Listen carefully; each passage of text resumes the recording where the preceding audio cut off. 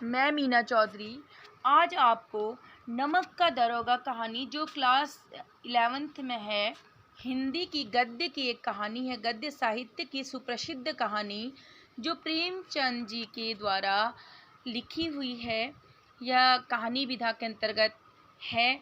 इसमें लेखक ने समाज में व्याप्त भ्रष्टाचार की पोल खोलते हुए ईमानदार व्यक्ति की व्यथा तथा उसे मिलने वाले ईमानदारी के फल का चित्रण किया है। तो आज हम जानते हैं नमक का दरोगा कहानी। जब नमक कानून बना था तो इसकी भी कालाबाजारी होने लगी थी। तो प्रेमचंद जी बताते हैं कि अधिकारी रिश्वत लेकर इस चोराबाजारी को अनदेखा कर रहे थे। इन्हीं दिनों मुंशी बंसीधर जो थे नौकरी की तलाश में निकले। उनके पिता वृद्ध हो गए थे। उन्होंने पुत्र को बहुत समझाकर विदा किया कि वेतन के साथ साथ ऊपरी आमदनी से भी परहेज नहीं करना। उन्होंने ये कहा कि ऊपरी कमाई तुम्हें भी प्राप्त होती है तो तुम इसे भी ले लेना। वंशीधर ने सब कुछ सुना, परंतु उसे अपने धैर्य, बुद्धि और आत्म अवलंबन पर विश्वास था। उसे नमक विभाग में दरोगा की नौकरी मिल गई। उस विभाग में वेतन के साथ साथ ऊपरी आमदनी भी बहुत थी। उनके पिता बहुत प्रसन्न हुए और सर्दियों की रात के समय दरोगा वंशीधर की अचानक नींद खुली तो उन्हें नमक दफ्तर से कुछ दूर बहती हुई जमुना के जल प्रवाह के स्थान पर गाड़ियों की गड़गड़ाहट तथा कोलाहल सुनाई दी। उन्हें कुछ गोलमाल होने की संभावना लगी। वे वर्दी पहनकर, जेब में तमचा रखकर और घोड़े पर सवार होकर जमुना के पुल पर जा पहुंचे। वहां गाड़ियों की एक लंबी कतार पुल के पार जा रही थी।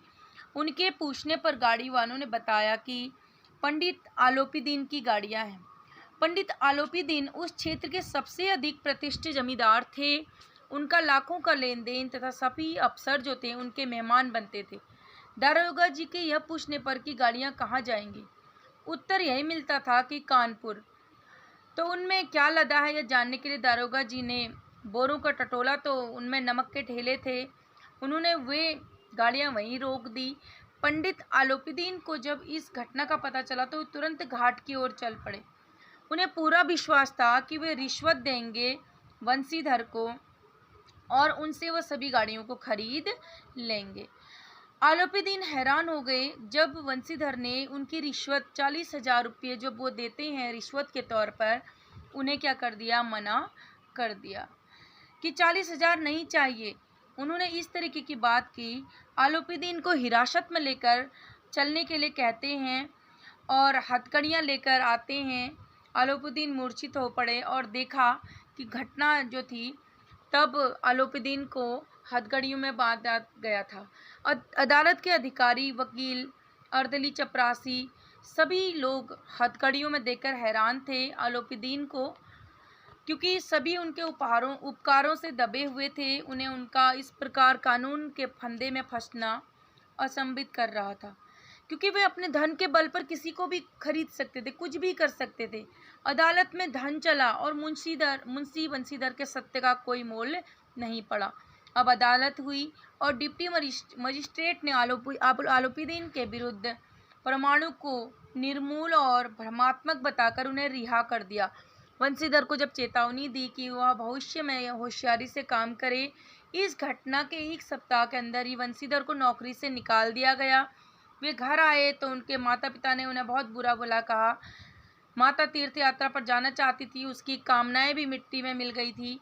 पत्नी ने भी कई दिनों ढंग से बात नहीं की। इस प्रकार के वातावरण में बंशीधर का एक सप्ताह बीत गया।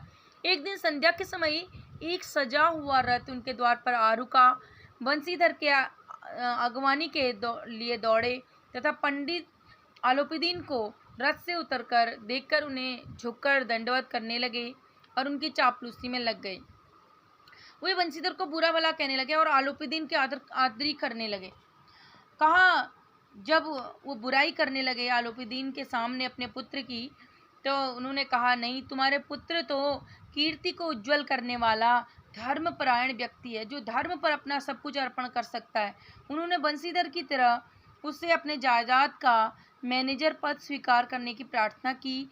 उन्हें 6,000 वार्षिक वेतन के अतिरिक्त बंगला, नौकर चाकर आदि देने का वचन किया।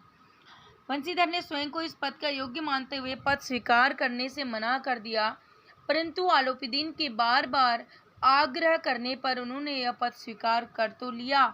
आलोपीदीन ने प्रसन्न होकर उन्हें गले से लगा लिया। तो यह कहानी बेटा मुंशी प्रेमचंद जी द्वारा रचित है। इस कहानी से हमें यह पता चलता है, यह सीख मिलती है कि धन की आड़ में कहीं सत्यता हमारी बहुत आगे है। सत्य अंततः अवश्य जीतता है। धन्यवाद।